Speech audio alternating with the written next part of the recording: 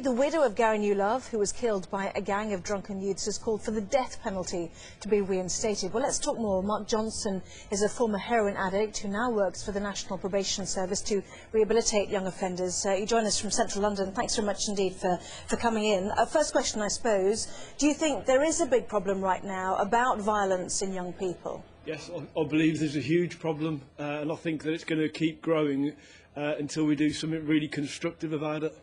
Why do young people turn to violence? I believe that we've got an education system that's based on academic achievement and not on distance travelled. It goes no way into engaging young people into what's missing or addressing what's missing out of their lives. Yeah, we've got second and third generation single parents all growing up on benefits.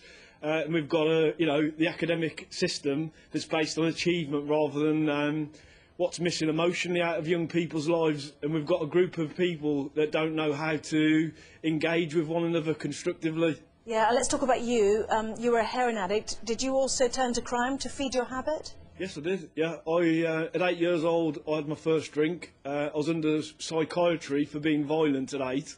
I tried heroin at 11. And my life was pretty much railroaded, through prison sentences for violent crimes, to eventually landing on the streets, homeless, drug addicted. But where I got treatment, I'd done 1 year's residential drug treatment, where I learned how to live. Basically, I learnt the skills that I'd never learnt growing up through my parents or my dysfunctional upbringing.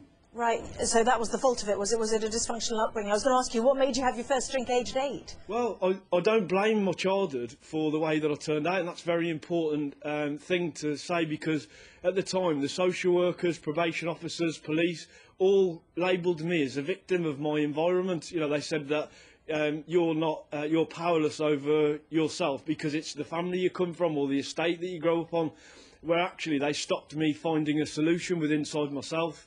And it wasn't until that I was engaged with and people connected me, and it come on an emotional level. It didn't come through employment opportunities, job training or cookery lessons in school. It come from actually somebody sitting there who's a professional and peeling away all the deluded beliefs that I had about myself, that I was a gangster, that I was in control of my life, etc.